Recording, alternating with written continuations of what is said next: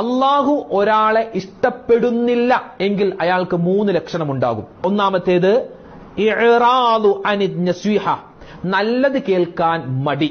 ഇതുപോലുള്ള ക്ലാസുകൾ ഇതൊന്നും വേറെ പണിയില്ല, വൈസന്മാർക്ക് പറഞ്ഞിട്ടുള്ളതാ എന്നൊക്കെ പറഞ്ഞ് ഇതുപോലുള്ള ക്ലാസുകൾ, ഉസ്താദുമാരുടെ നസീഹത്തുകൾ, അല്ലെങ്കിൽ പള്ളിയിൽ നിസ്കരിക്കാൻ പോവുക, അല്ലെങ്കിൽ എന്താണ് ഇബാദത്ത്, ഇതിനൊന്നും മടി, എന്നും ചെയ്യൂല. നസീഹത്തുകൾ നന്നാവാൻ ഖുർആൻ ഓതുക അല്ലെങ്കിൽ ഖുർആൻ കേൾക്കുക, ഇതൊന്നും ഇഷ്ടമല്ല.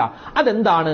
അള്ളാഹു അവനെ വെറുത്തു എന്നതിന്റെ അടയാളമാണെന്ന് മനസ്സിലാക്കുക. രണ്ടാമത്തേത് ഇബാദത്തുകൾക്ക് വേണ്ടി നിസ്കരിക്കൂല, നോമ്പ് പിടിക്കില്ല, ഒരു നന്മയും ചെയ്യൂല, അയാൾക്ക് വെറുപ്പ് കൊടുത്തിട്ടുണ്ട്, അതായത് അള്ളാഹ്ക്ക് അയാളെ ഇഷ്ടമല്ല എന്നതിന്റെ അടയാളമാണ്.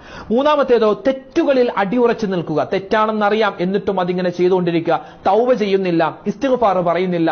അതെന്താണ്? അതും ഒരു അടയാളമാണ്, അള്ളാഹു അവനെ വെറുക്കുന്നുണ്ട് എന്നതിന്റെ അടയാളമാണ്. അള്ളാഹു കാത്തുരക്ഷിക്കുമാറാവട്ടെ. അപ്പോൾ നമുക്ക് ദുആ ചെയ്യുന്ന സമയത്ത് കരച്ചിൽ വരുന്നുണ്ടോ എങ്കിൽ നമ്മൾ ആരാണ്? അള്ളാഹു നമ്മളെ ഇഷ്ടപ്പെടുന്നു.